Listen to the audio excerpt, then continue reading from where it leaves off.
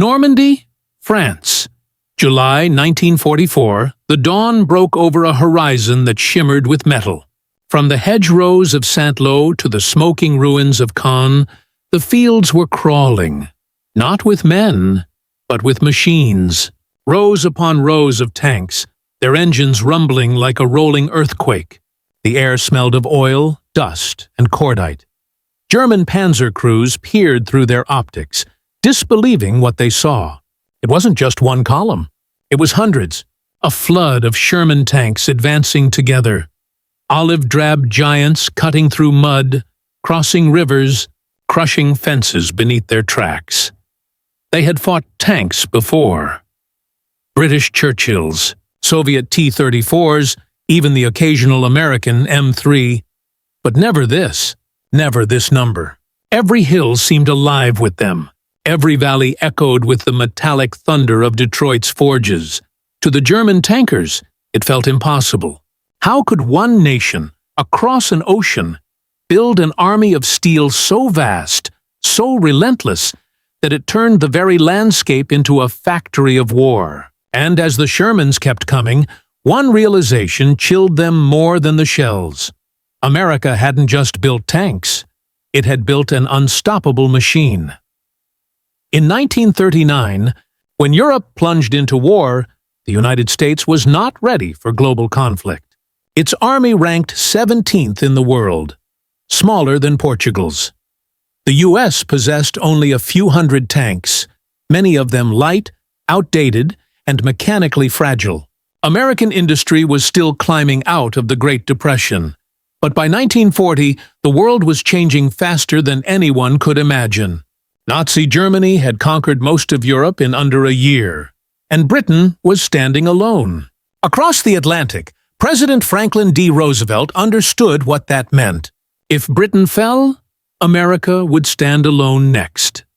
He made a declaration that would change history. In a December 1940 radio address, Roosevelt told the nation, "We must be the great arsenal of democracy." Those 6 words transformed America's destiny. Factories that once built cars, refrigerators, and farm tractors began retooling for war. The automobile plants of Detroit, General Motors, Ford, and Chrysler, became the beating heart of the world's largest military-industrial surge. The tank would become its symbol. By mid-1941, engineers at the U.S. Ordnance Department were racing to design a new medium tank, something faster, simpler, and cheaper than anything before. The goal was clear: mass production. The result was the M4 Sherman. Named after the Union general of the Civil War, the M4 was not the strongest or the thickest armored tank on the battlefield, but it was the most buildable. It used existing car manufacturing techniques. Its engines came from aircraft and truck designs. It could be built by workers who had never touched a tank before. Each one cost less than half of a German Panther and could be assembled in a fraction of the time. It was the embodiment of a new kind of warfare, industrial warfare. By the time the United States entered the war in December 1941, its assembly lines were already roaring. Ford's massive Willow Run plant, the same factory that built B-24 bombers, was retooled to produce tanks at unprecedented rates. Trains left every hour, loaded with Shermans bound for ports on both coasts. America was not just preparing for war, it was preparing to supply the world. Under the Lend-Lease Act, the United States sent tanks, planes, and trucks to Britain, the Soviet Union, and even Free France. Sherman tanks rolled through the deserts of North Africa under British command, fought in the jungles of Burma, and smashed across the Russian steppes in Red Army colors. By 1943, the numbers were staggering. America was building nearly 2,000 tanks a month. German factories, under constant bombing, could not come close. To the Axis, it seemed like an impossible feat. As if the Americans had discovered a way to turn money directly into steel. But to those on the factory floor, it was grueling labor, day and night. women riveters, immigrant welders, and Southern farmhands stood shoulder to shoulder, forging the war machine that would save Europe. By the end of 1943, 1 in every 3 vehicles in the Allied armies bore a single stamp, Made in USA. And still, the production lines did not slow. Every tank that rolled off the assembly line was shipped, tested, and sent into battle. In Africa, in Italy, in the Pacific, and soon in France. Because when the invasion of Europe finally came, America would unleash not just soldiers and ships, but the full might of its factories. The Sherman wasn't built to be perfect. It was built to be there, and that was what would terrify German commanders most. By 1942, the M4 Sherman was no longer an American experiment. It was a global instrument of war. From the deserts of North Africa to the frozen steppes of the Eastern Front, its silhouette became the defining shape of Allied power. In November 1942, the Shermans saw their first major test in Operation Torch, the Allied landings in North Africa. Under the burning Saharan sun, British and American crews drove columns of Shermans into combat against Germany's famed Afrika Korps. Facing Erwin Rommel's Panzer III and I-4 tanks, the Sherman proved itself durable and dependable. It wasn't invincible, no tank was, but it could take a hit, keep moving, and fire back. And when one was destroyed, 3 more were already on the way. For Rommel's forces, who fought with dwindling supplies and replacement parts, this was a nightmare. The Germans were masters of engineering, but their tanks, the Panzer IV, the Panther, and the Tiger, were complex, slow to produce, and nearly impossible to replace in numbers. Each German tank was a masterpiece. Each Sherman was a mass-produced promise. By 1943, Sherman production expanded beyond imagination. Over 49 factories across the United States were manufacturing parts. Turrets in Michigan, hulls in Illinois, engines in California. The logistics were synchronized like clockwork. The Sherman was more than a tank. It was a modular machine. Its interchangeable parts allowed maintenance crews to repair a damaged Sherman in hours, something the Germans couldn't dream of doing. A burned-out Tiger might sit abandoned for weeks, but a Sherman could be stripped for parts and returned to battle within a day. This reliability was what made it indispensable across the Allied fronts. In Italy, the Sherman climbed mountains and rolled through ancient towns where roads barely fit a horse cart. In the Pacific, its tracks crushed coral and mud as it fought through Japanese bunkers in Saipan and Iwo Jima. In Russia, Shermans sent by Lend-Lease carried Soviet Red Stars as they thundered through snow-covered fields toward the Dnieper River. Everywhere it went, soldiers gave it nicknames: Ronson, Tommy Cooker, Old Reliable. Some mocked its tendency to burn when hit, but for the crews who relied on it, the Sherman was home. In late 1943, as plans for Operation Overlord, the invasion of Nazi-occupied France, took shape, one thing became clear: the Sherman would be the spearhead. Tens of thousands of them were lined up in Britain, awaiting the day the English Channel would open. German intelligence was stunned. Their analysts reported the numbers, but even they didn't believe them. Could America truly have built 50,000 tanks in less than 3 years? To German commanders, the figure was absurd, a logistical impossibility. But it was true. Every day, American industry was producing what Germany could not: scale. The Germans had brilliance, the Americans had abundance, and in war, quantity has a quality of its own. The Sherman's arrival marked a new kind of warfare, one where supply chains, factories, and shipping lines were as decisive as any general. Every tank was a statement of intent, that the United States could project power anywhere on Earth, not by sheer genius, but by unrelenting production. As 1944 approached, Europe was a fortress waiting to be stormed. Behind its walls, the Wehrmacht believed their Tigers and Panthers would dominate any battlefield. But on the British coast, the Allies were preparing something the Germans couldn't match: a storm of machines. Thousands of Shermans, coated in waterproofing grease, fitted with deep wading gear, and tuned for battle, lined up like silent steel beasts, awaiting the order to advance. And when D-Day came, they would roar to life. From North Africa's dunes to Normandy's hedgerows, the Sherman had become the face of Allied warfighting. But what truly defined it was not its firepower or armor. It was its endless presence. The Germans could destroy a Sherman, but they could never destroy them all. And soon, they would learn what it meant to face an enemy that never ran out of tanks, never ran out of parts, and never ran out of will. The German Tiger was a marvel. It was massive, intimidating, and built like a fortress. Its 88mm gun could knock out a Sherman from over 2 kilometers away.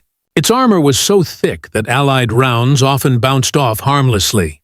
Every inch of it was engineered for dominance: precise tolerances, hand-machined parts, and superior optics. But this brilliance came at a cost. Each Tiger took 300,000 man-hours to produce. A single broken transmission could cripple it for weeks. Many were lost not to enemy fire, but to breakdowns, fuel shortages, or bridges that couldn't hold their weight. The Sherman, on the other hand, was not designed to be the best tank. It was designed to be good enough everywhere. Its armor could stop small and medium-caliber shells. Its 75mm gun was reliable, and its speed outmatched most German armor. Most importantly, it could be built fast. In the time Germany produced 1 Tiger, the U.S. could build 10 Shermans. The Germans pursued perfection. The Americans pursued production. And in a global war, perfection loses to persistence. The Sherman was the child of an industrial revolution turned to war. America's factories had mastered mass production decades earlier with Henry Ford's assembly line. Now, that same principle was applied to tanks. At the Ford Detroit Tank Arsenal, production lines stretched for miles. Cranes swung steel hulls from one station to the next. Welders stitched plates together, and engines slid into place like clockwork. Every worker, from seasoned machinists to newly trained women, knew their rhythm. By 1944, a new Sherman rolled off the line every 30 minutes. It was no longer about craftsmanship. It was about throughput. The Germans couldn't comprehend it. Their tank factories were smaller, often bombed, and still operated under old guild-like systems. Skilled laborers hand-fitted each component, making interchangeability nearly impossible. When a Tiger needed a new part, it had to come from a specific factory. When a Sherman needed one, any part from any plant would fit. It wasn't just production. It was philosophy. America had turned warfare into an assembly line. A tank is only as good as the men inside it. The Sherman's greatest strength wasn't just its mechanics. It was its learnability. American tank crews could be trained quickly because the M4 was intuitive to operate. Controls were simplified, maintenance was straightforward, and spare parts were abundant. A crew that lost its Sherman could have a new one by the next day, and already know exactly how to fight in it. In contrast, German tankers operated machines that demanded near-engineer levels of expertise. Panthers and Tigers required long, complex training cycles, and their mechanical systems punished even minor errors. When Germany began running short of experienced crews in 1944, its armored divisions suffered catastrophically. America, however, could replace both the tank and the men who drove it at an industrial scale.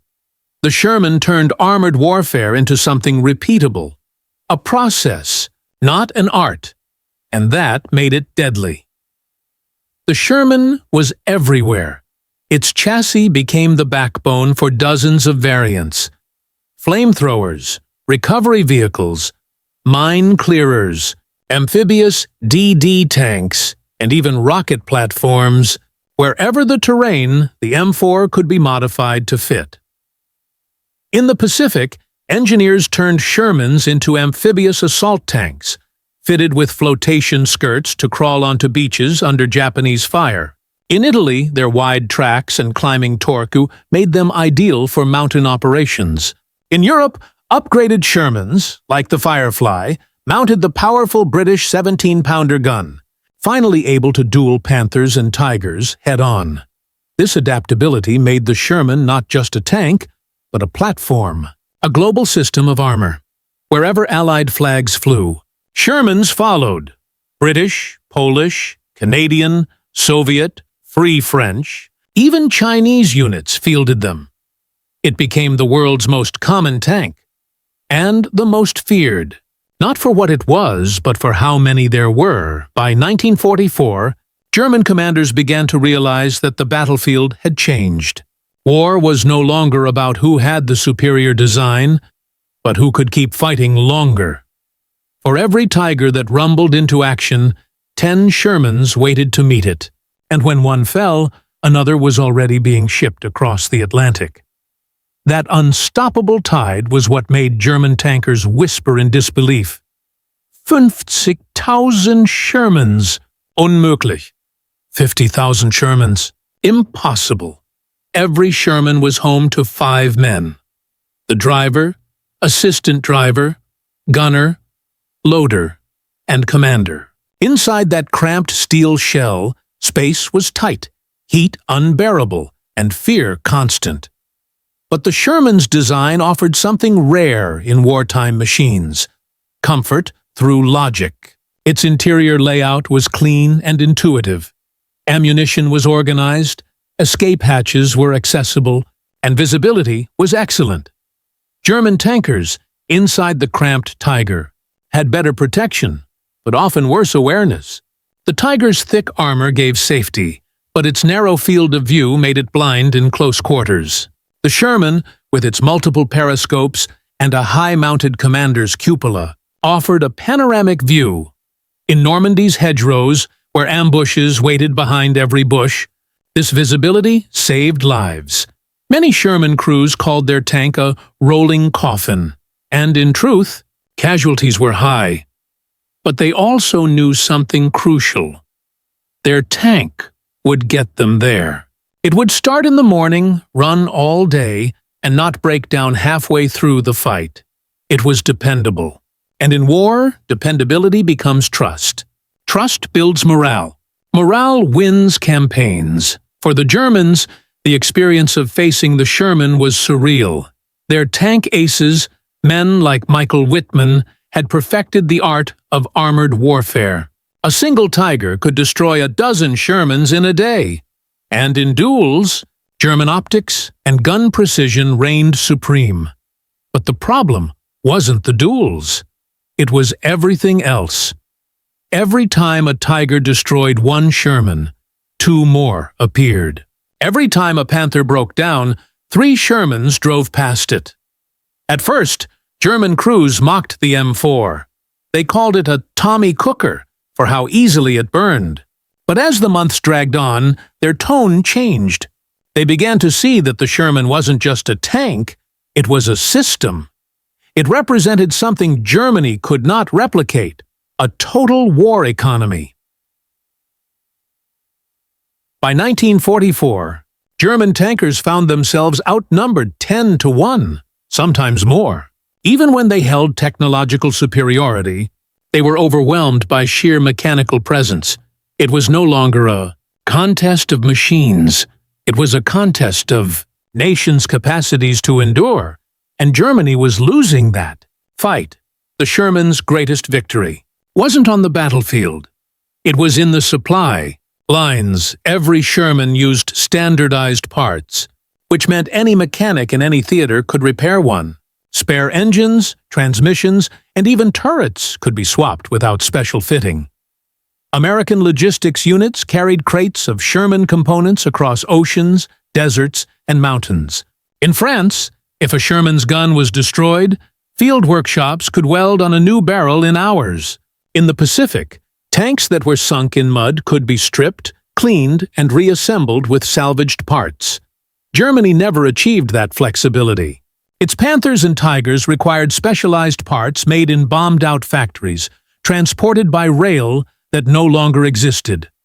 The Sherman didn't just move on tracks, it moved on infrastructure. An army of ships, trucks, trains, and mechanics followed it everywhere.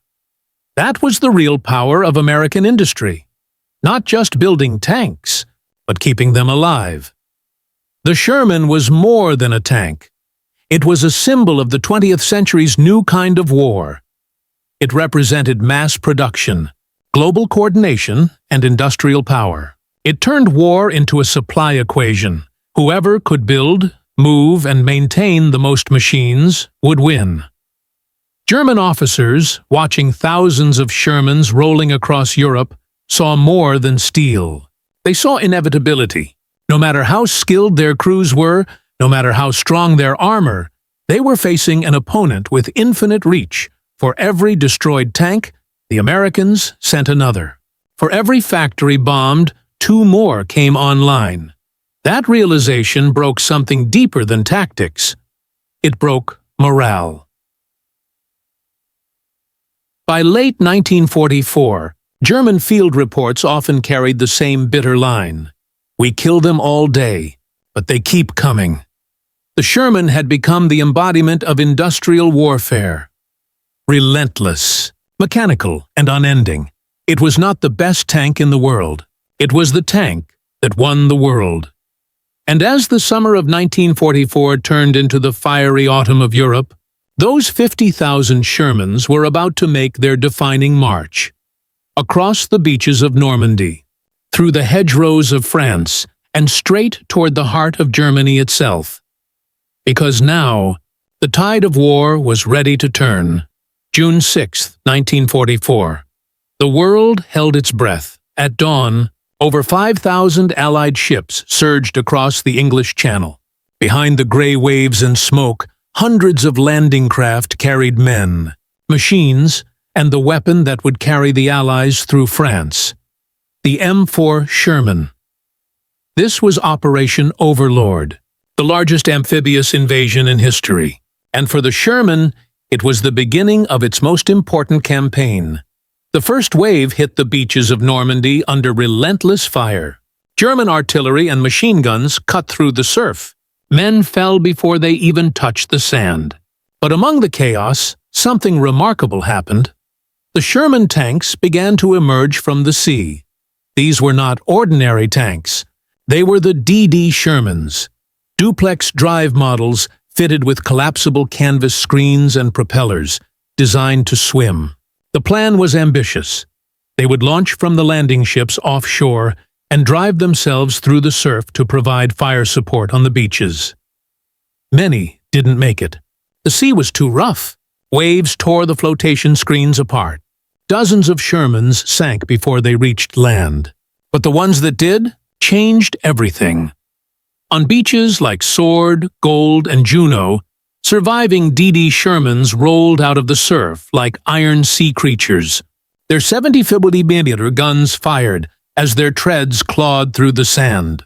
They blasted German bunkers that had pinned down infantry for hours. Infantry units that were moments from annihilation suddenly had cover. Shermans moved up the beach, firing point-blank at concrete pillboxes. Their machine guns raked trenches and gun nests. For the men on the ground, those tanks were salvation. They were living proof that the invasion could succeed. Once the beachheads were secured, the Shermans kept moving. Every port, every hedgerow, every town in Normandy became a battlefield. But now, they were fighting on the Germans' terms. The countryside of Normandy was unlike anything American tankers had seen. Tall hedgerows, thick earthen walls topped with brush, turned every field into a maze. German tanks and anti-tank guns waited in ambush.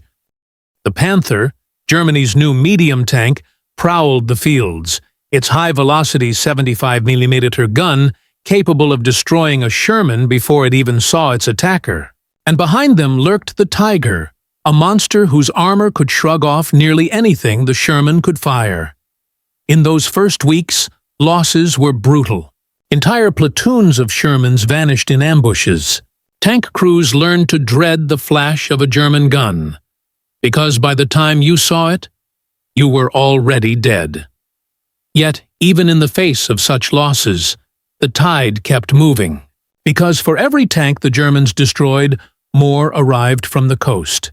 Every day, ships unloaded more Shermans. Replacement crews climbed into newly arrived machines and pushed forward without pause. The Germans began calling it the Eiserne Flut, the Iron Flood. It didn't matter how many Tigers they fielded. The Shermans would come, again and again. To fight back, American crews learned new tactics. They stopped trying to duel Panthers and Tigers head-on. Instead, they used their speed, coordination, and numbers. While one Sherman drew fire, two more flanked the enemy. Infantry, with bazookas and artillery support, worked hand in hand. Air support from P-47 Thunderbolts and Typhoons strafed enemy positions. Each battlefield became a demonstration of Allied coordination, a machine made of men, metal, and willpower. By late June, the hedgerows were burning. Every German village was surrounded, cut off, and crushed. The Shermans, once mocked for being underpowered, had become unstoppable through sheer momentum. The Allied advance was methodical, grinding, and unending. The Germans had the better tanks, but they no longer had the initiative. Every time they destroyed one Sherman column, two more appeared down the road. The battlefield had become industrialized. The Germans had built the most advanced tanks in history, but they were still fighting like the 19th century. America was fighting like the future. By July 1944, after 6 weeks of brutal fighting, the breakout began. Operation Cobra, led by General Omar Bradley, unleashed thousands of bombers and artillery pieces, followed by columns of Shermans that smashed through the German lines near St. Lo. In a single day, 600 tanks rolled through the breach. German defenses that had held for weeks collapsed in hours. The Shermans poured through, their engines roaring across the open countryside. The breakout became a pursuit. German divisions tried to regroup, but they couldn't.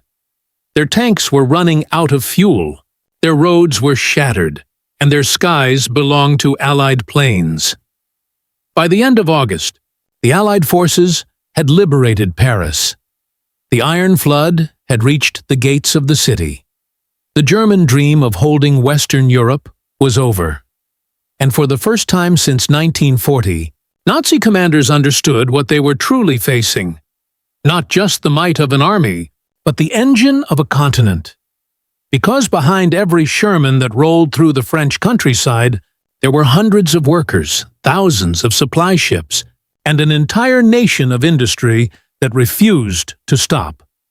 The machine had awakened, and it was moving east. August 1944.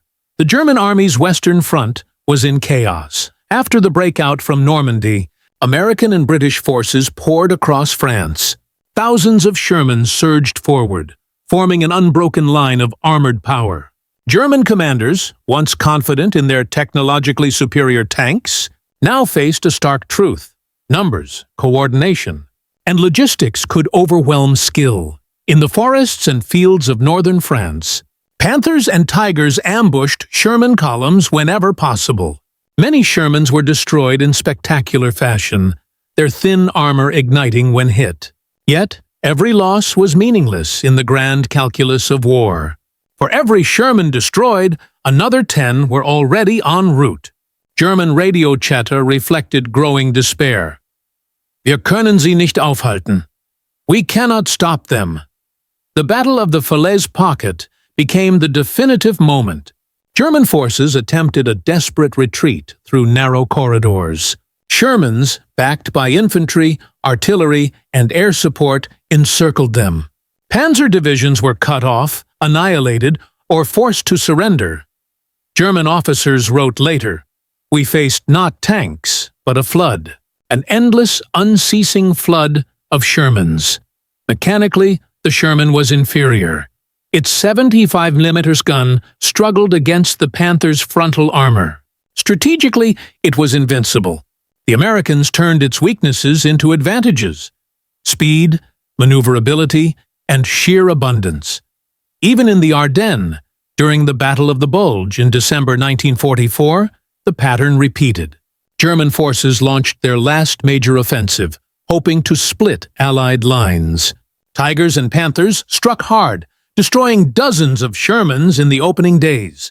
But the U.S. supply lines ensured replacements arrived almost immediately. By the second week, the Americans had more tanks than before, their momentum unbroken. German tankers noted something chilling. The Sherman's presence was inexhaustible. Their pride in superior machines became frustration, then desperation. Training, experience, and technology were no longer enough to dominate a battlefield governed by relentless production. Allied air superiority compounded the problem.